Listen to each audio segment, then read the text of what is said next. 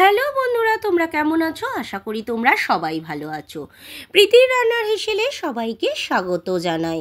আজকে রান্নার রেসিপি নিয়ে আবারও চলে এসেছি। আজকের রান্নার রেসিপি হচ্ছে কড়াই চিকেন। যদি রান্নার রেসিপিটা তোমাদের ভালো লাগে, লাইক, শেয়ার, কমেন্ট করতে ভুলো না। এখনও আমার চ্যানেলটাকে যারা সাবস্ক্রাইব করোনি, প্লিজ আমার চ্যানেলটাকে সাবস্ক্রাইব করে দিও। এভাবেই পাশে থাকার অনুরোধ রইল। চলো দেখিনি কড়াই চিকেনটা আমি কিভাবে তৈরি করব। আমি চিকেন নিয়ে নিয়েছি। এখানে আমি 800 গ্রাম চিকেন নিয়ে নিয়েছি আর এরম সাইজ করে কেটে নিয়েছি। তারপর নিয়ে নিয়েছি কেটে রাখা টমেটো আর পেঁয়াজগুলোকে এরকম করে কেটে নিয়েছি। আর ক্যাপসিকামগুলোকেও মাঝখান থেকে দানা সমেত বের করে এরমভাবে কেটে নিয়েছি। আর নিয়ে নিয়েছি 3টে কাঁচা লঙ্কা চেরা। প্রথমে আমি কড়াই বসিয়ে দিয়েছি। কড়াইতে দিয়ে দিচ্ছি গোটা জিরে 1 চামচ, 1 চামচ গোটা ধনে, 2টো এলাচ, 2টো লবঙ্গ, 2 টুকরো দারচিনি, 2টো শুকনো লঙ্কা আর 1 চামচ মৌরি দিয়ে ভালো করে শুকনো খোলায় আমি নাড়িয়ে নিচ্ছি। এই মশলাটা তৈরি করে যদি মাংসে দেওয়া যায়, মাংসটা কিন্তু অদ্ভুত লাগে খেতে। দেখো আমার এটা হয়ে গেছে। এবার মিক্সার জারে এটা আমি ব্লেন্ড করে নেব। তারপর কড়াইতে দিয়ে দিচ্ছি পরিমাণ মতন সাদা তেল। এবার চিকেনগুলোকে দিয়ে দিচ্ছি তেলের মধ্যে।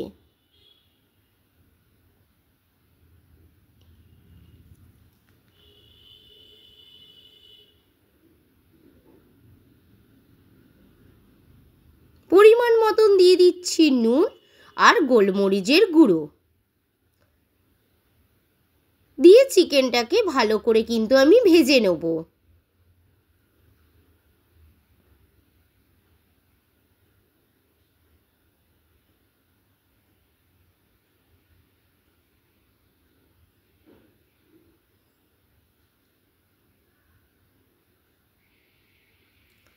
এটা রুটি, পরোটা, লুচি, নান, পোলাও, ফ্রাইড রাইস সবার সাথেই কিন্তু ভালো লাগে এই চিকেনের রেসিপিটা। বাড়িতে এভাবেই ট্রাই করে তোমরা দেখতে পারো। আশা করি রান্নার রেসিপিটা সবারই ভালো লাগবে। চিকেনটা আমার ভাজা হয়ে গেছে। চিকেনগুলোকে আমি একটা বোল সেটে কিন্তু তুলে নিচ্ছি।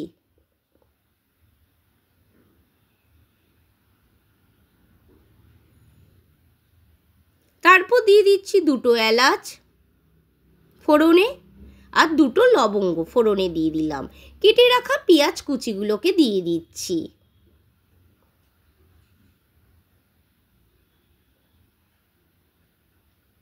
দিয়ে পেঁয়াজটাকে একটুখানি আমি ভেজে নেব।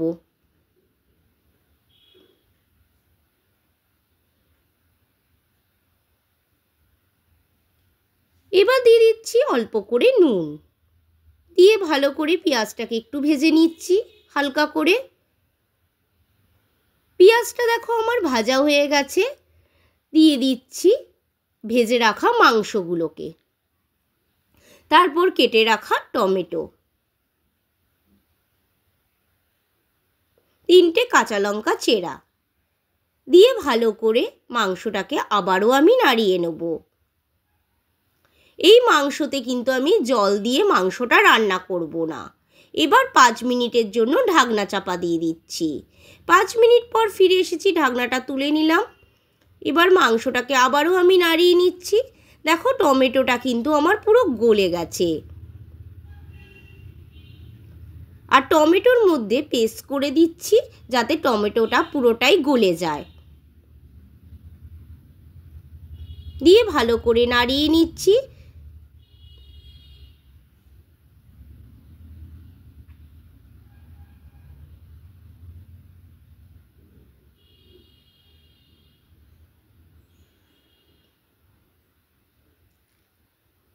তারপরে দিয়ে দিচ্ছি পরিমাণ মতন হলুদ গুঁড়ো, পরিমাণ মতন ধনের গুঁড়ো, পরিমাণ মতন জিরের গুঁড়ো, পরিমাণ মতন লঙ্কার গুঁড়ো,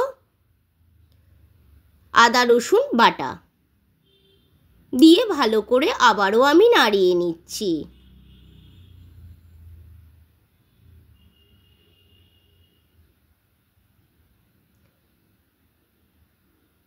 মাংসটা আমি ঢেকে ঢেকে রান্না করব, কোনো জলের দেওয়ার প্রয়োজন নেই। এমনিতেই মাংসটা রান্নাটা কিন্তু খুব ভালোভাবেই হয়ে যাবে।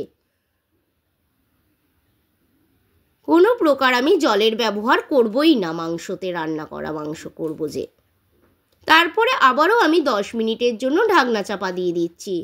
10 মিনিট পর ফিরে এসেছি, ঢাকনাটা তুলে নিচ্ছি। দেখো ভালো করে নাড়িয়ে নিচ্ছি। এরপর দিয়ে দিচ্ছি কেটে রাখা পেঁয়াজগুলোকে আর ক্যাপসিকামগুলো দিয়ে ভালো করে আবারও নাড়িয়ে নিচ্ছি।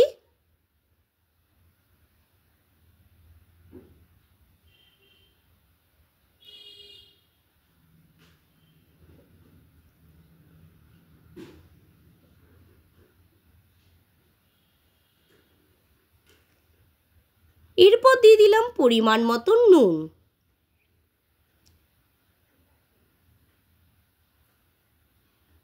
নুন দিয়ে একটুখানি জাস্ট নাড়িয়ে নিচ্ছি। তারপর দিয়ে দিচ্ছি 5 মিনিটের জন্য ঢাকনা চাপা। 5 মিনিট পর ফিরে এসেছি, ঢাকনাটা খুলে দিচ্ছি। দেখো মাংসটা কিন্তু আমার প্রায় রেডি হয়ে গেছে। এবারে যে শুকনো খোলায় যে ভাজা মশলাটা তৈরি করেছি সেটা কিন্তু আমি 1.5 চামচ দিয়ে দিচ্ছি। সেই ভাজা মশলাটা দিলে কিন্তু চিকেনের রান্নাটা কিন্তু অদ্ভুত হবে খেতে। এইভাবে বাড়িতে ট্রাই করে দেখতে পারো। ভালো করে নাড়িয়ে নিলাম। তারপর দিয়ে দিচ্ছি ধনেপাতা কুচি। ধনেপাতা কুচি দিয়ে আবারও আমি একটু ভালো করে নাড়িয়ে নিচ্ছি। আশা করি রান্নার রেসিপিটা তোমাদের ভালো লেগেছে। ভালো লাগলে লাইক, শেয়ার, সাবস্ক্রাইব করতে ভুলো না কিন্তু চ্যানেলটাকে। আর কেমন লাগলো মাংসের রেসিপিটা কমেন্টে জানিও। এবার একটা বোল সেটে আমি তুলে নিচ্ছি। আশা করি তোমাদের রান্নার রেসিপিটা ভালো লেগেছে। ভালো লাগলে কমেন্টে জানাতে ভুলো না কিন্তু বন্ধুরা।